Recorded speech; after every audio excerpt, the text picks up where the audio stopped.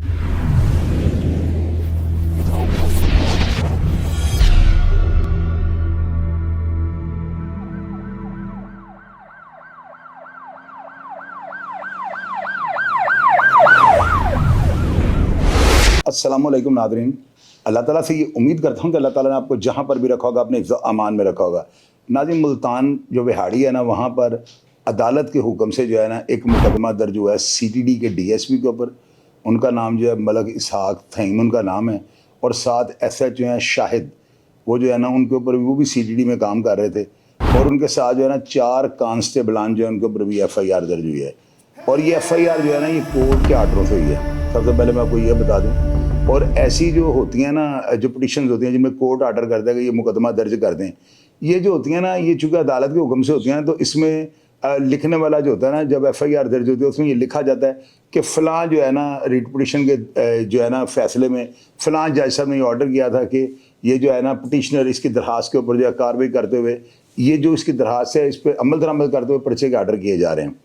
तो ये जो है ना इसकी वो अहमियत नहीं होती, क्योंकि ये होता है ना ये आप कोर्ट में जाके FIR दर्ज करवाते हैं, कोर्ट आर्डर कर देती है, लेकिन FIR जो होती है ना इसका बेसिक मकसद होता है फर्स्ट इंफॉर्मेशन रिपोर्ट। तो जो यानी प्लेस ऑफ अकरेंस या वक़ूआ होता है उस वक्त जो आप रिपोर्ट दर्ज करवाते हैं उसकी और अदालत के हुक्म की जो है ना होने वाली दर्ज FIR होती है, जो अदालती अहकामात के बाद होती है, इनमें जो है ना बड़ा फ़र्क होता है। कई लोग नीचे लिखेंगे कि जी FIR तो FIR होती है, भैया ये फर्स्ट इंफॉर्मेशन रिपोर्ट होती है कि वाक़या के बाद पहले कौन बंदा जो है ना थाने आता है और वो क्या अपना मौक़िफ़ देता है।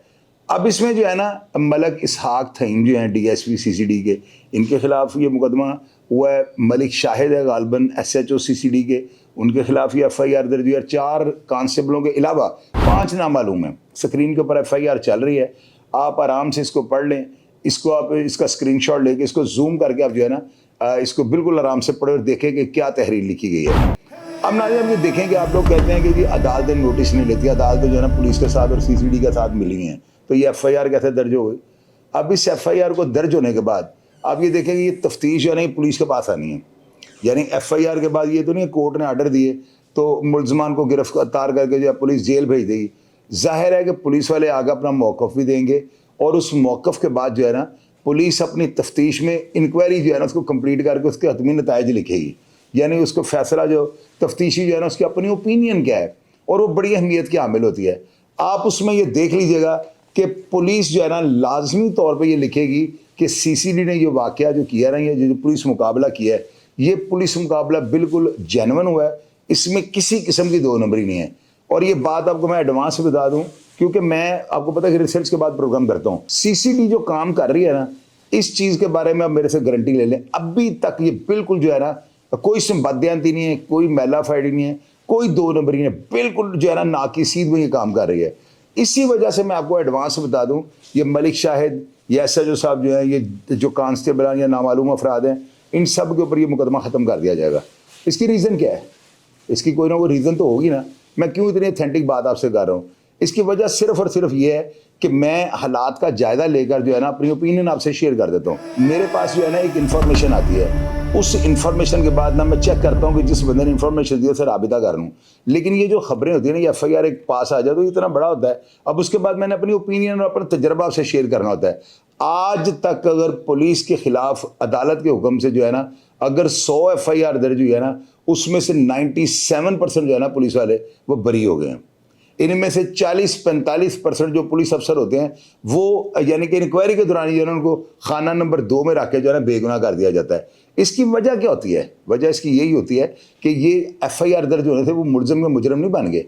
FIR तो सियासतदानों में भी दर्ज होती है, बड़े बड़े अफसरान मैंने देखा उनके ऊपर भी दर्ज होती है। असल ये देखना पड़ता है कि उस केस का फैसला क्या हुआ है। तो मैं आपको गारंटी सीधी दे रहा हूँ, CCD जो काम कर रही है ना, तो उस काम में जो है ना ज़ाहिर रुकावटें तो आएंगी।